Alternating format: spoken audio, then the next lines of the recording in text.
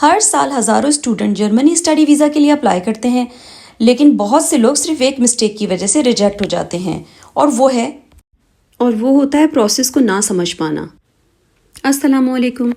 अगर आप पाकिस्तान में रहकर महसूस करते हैं कि आप में टैलेंट भी है, डिग्री भी है, मेहनत भी है, लेकिन फिर भी लाइफ आगे नहीं बढ़ रही, सुबह से शाम तक जॉब करते हैं लेकिन सैलरी बस गुजारा करवाती है, फ्यूचर सिक्योर नज़र नहीं आता, हेल्थ केयर महंगी पड़ती है और अपॉर्चुनिटीज़ लिमिटेड लगती हैं, इसलिए हज़ारों स्टूडेंट जर्मनी जाने का ड्रीम देखते हैं।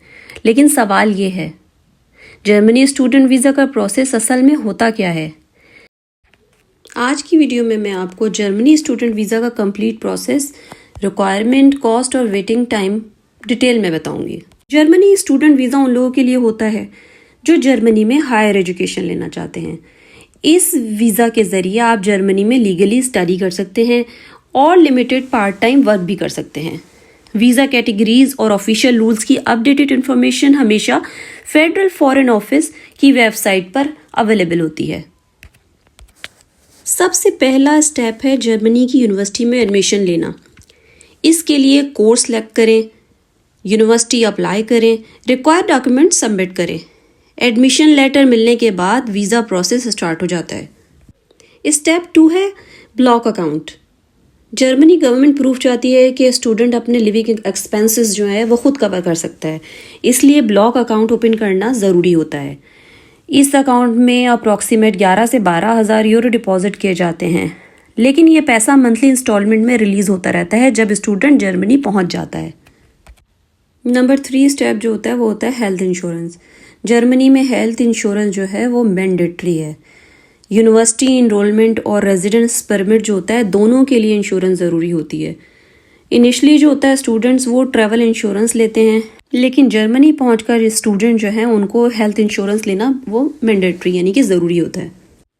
अब बात करते हैं स्टेप नंबर 4 जो कि है रिक्वायर्ड डॉक्यूमेंट्स।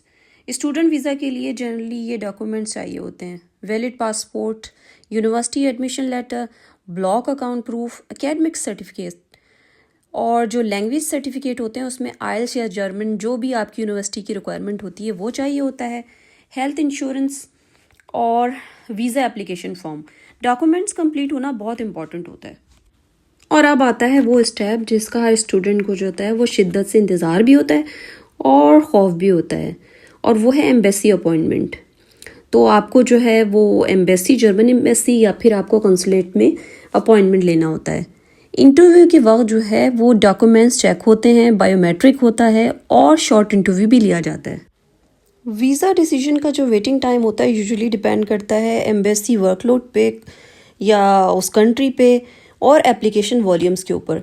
जनरली जो वीज़ा डिसीजन है वो 4 से 8 हफ्तों में आ ही जाता है, लेकिन कभी कभी ज़्यादा टाइम भी लग सकता है। अब बात करते हैं कि वीज़ा ड्यूरेशन जो होता है वो क्या होता है, वो कितना होता है। तो जर्मनी स्टूडेंट वीज़ा यूजुअली जो होता है वो 1 से 2 साल के लिए इशू होता है। कोर्स कंटिन्यू होने पर एक्सटेंशन भी मिल सकती है। डिग्री कंप्लीट होने के बाद स्टूडेंट जो है वो जॉब सर्च वीज़ा या वर्क वीज़ा में कन्वर्ट कर सकते हैं, और ये बहुत ही ज़बरदस्त अपॉर्चुनिटी होती है आपके लिए। और आपको जो है यहाँ पर पार्ट टाइम वर्क भी अलाउड होता है। स्टूडेंट वीज़ा पर आप जो है वो 120 फुल डेज़ या फिर जो है 240 हाफ डेज़ पर ईयरली जो है वो काम कर सकते हैं। ये आपको अलाउड होता है, लीगल होता है। इससे स्टूडेंट्स अपने एक्सपेंसेस में हेल्प कर सकते। इम्पॉर्टेंट टिप्स: डॉक्यूमेंट्स जेन्युइन रखें, अर्ली अप्लाई कर लें, और जर्मन लैंग्वेज जो है वो सीखना बहुत ज़्यादा हेल्पफुल हो सकता है, चाहे वो आपकी कोर्स की रिक्वायरमेंट हो या ना हो। लेकिन मैं आपको सजेस्ट करूँगी कि आप कम से कम जो है वो A2 लेवल जो है वो कर आएँ, और अपनी फाइनेंशियल प्लानिंग जो है वो बहुत ज़्यादा स्ट्रॉन्ग रखें। तो अगर आप जर्मनी जो है वो स्टडी करने के लिए आना चाहते हैं तो स्टूडेंट वीज़ा एक स्ट्रॉन्ग ऑप्शन हो सकता है, लेकिन सही प्लानिंग और प्रॉपर इन्फॉर्मेशन बहुत ज़रूरी है।